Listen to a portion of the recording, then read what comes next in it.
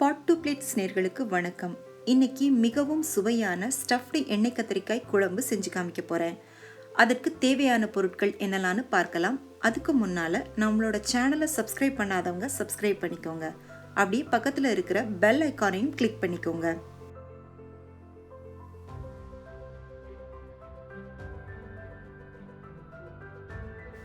முதல்ல ஒரு பெரிய நெல்லிக்காய் அளவு புளி எடுத்து சுடு தண்ணியில் ஊற வச்சுக்கோங்க.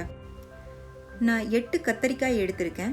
கத்தரிக்காய் நடுவில் இந்த மாதிரி கிராஸாக கட் பண்ணிவிட்டு உள்ள புழு எதுவும் இருக்கான்னு செக் பண்ணிவிட்டு அதை தண்ணிக்குள்ளே போட்டு வச்சுக்கோங்க. 1/2 டீஸ்பூன் சோம்பு, 1/2 டீஸ்பூன் மிளகு எடுத்து வெறும் கடாயில் போட்டு வறுத்துக்கோங்க. இதோடவே 50 கிராம் அளவுக்கு தோல் நீக்கிய வேர்க்கடலையும் சேர்த்து வறுத்துக்கோங்க. நான் ஏற்கனவே வறுத்த வேர்க்கடலை தான் இதில் சேர்த்துருக்கேன். அடுத்ததாக 2 டேபிள் ஸ்பூன் அளவுக்கு வெள்ளை எள் சேர்த்து வறுத்துக்கோங்க. வெள்ளை எள் தான் சேர்க்கணும்னு இல்லை, கருப்பு எள் கூட சேர்த்துக்கலாம். எள் நல்லா வெடிக்க ஆரம்பித்ததும் 1/2 கப் அளவுக்கு துருவுன தேங்காய் சேர்த்து வறுத்துக்கோங்க. நல்லா வாசனை வர்ற அளவுக்கு மட்டும் வறுத்தா போதும். அது பொன்னிறமாக வர்ற அளவுக்கு வறுக்கணும்னு அவசியம் இல்லை. வறுப்பட்டதும் ஆற வச்சு ஒரு மிக்சி ஜாரில் போட்டுக்கோங்க. இதோட 1 டேபிள் ஸ்பூன் அளவுக்கு மிளகாய் தூள் சேர்த்துக்கோங்க. 1/2 டேபிள் ஸ்பூன் மல்லித்தூள், 1 டீஸ்பூன் ஜீரகத்தூள், இந்த மசாலாவுக்கு தேவையான அளவுக்கு மட்டும் உப்பு சேர்த்துக்கோங்க. இதை தண்ணி சேர்க்காம மிக்சியில் நல்லா பவுடர் பண்ணி எடுத்துக்கோங்க. நம்ம வெட்டி வச்ச கத்தரிக்காய்களுக்குள்ள இந்த மசாலாவை வச்சு ஸ்டஃப் பண்ணிக்கோங்க. இந்த கத்தரிக்காவை நாம் எண்ணெயில் போட்டு வறுத்தெடுத்து குழம்பு உள்ள போட போகிறோம். எண்ணெயில் போட்டு வறுக்கும்போது மசாலா வெளியில் வராத அளவுக்கு நல்ல டைட்டாக ஸ்டஃப் பண்ணிக்கோங்க.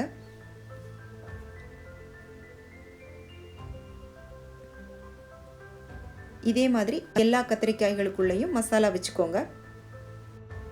ஸ்டஃப் பண்ணது போக மீதி இருக்கிற இவ்வளோ மசாலாவை நாம் குழம்புக்கு பயன்படுத்திக்க போகிறோம்.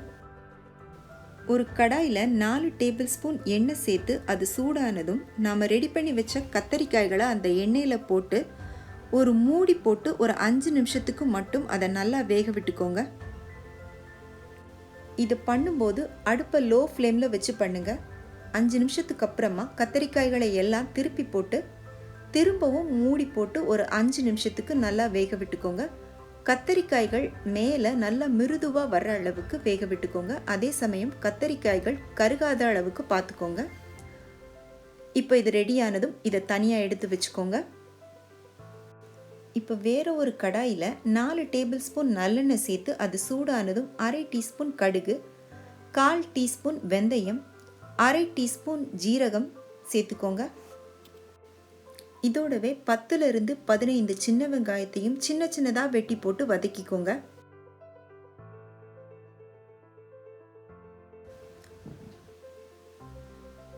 கொஞ்சமாக கருவேப்பிலை சேர்த்துக்கோங்க. வெங்காயம் பாதி அளவு வதங்கினதுக்கு அப்புறமா 2 பழுத்த தக்காளிகளை சின்ன சின்னதாக வெட்டி போட்டு இதோட நல்லா வதக்கிக்கோங்க. தக்காளி நல்லா மசிஞ்சு வெந்ததுக்கு அப்புறமா 1/4 டீஸ்பூன் அளவுக்கு மஞ்சள் தூள் சேர்த்துக்கோங்க. கொஞ்சமாக பெருங்காயத்தூள் சேர்த்து நல்லா கலந்துக்கோங்க.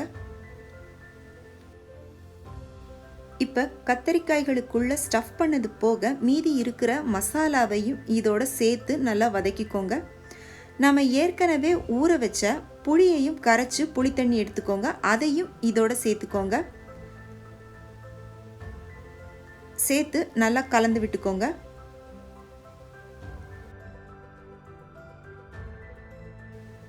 இப்போ இந்த குழம்புக்கு தேவையான அளவுக்கு தண்ணி ஊற்றிக்கோங்க.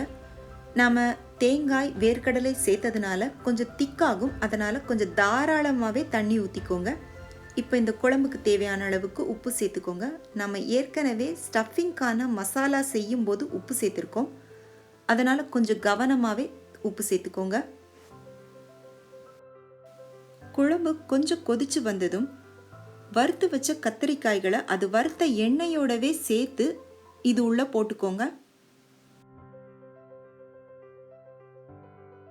இதை லைட்டாக ஒரு தடவை மட்டும் கலந்து விட்டுட்டு ஒரு 2 நிமிஷத்துக்கு அதை கொதிக்க விட்டுக்கோங்க. எனக்கு கொஞ்சம் தண்ணி குறைவாக இருக்கிறதுனால நான் தண்ணி சேர்த்துருக்கேன். உங்களோட தேவைக்கு ஏற்ற மாதிரி தண்ணி சேர்த்துக்கோங்க.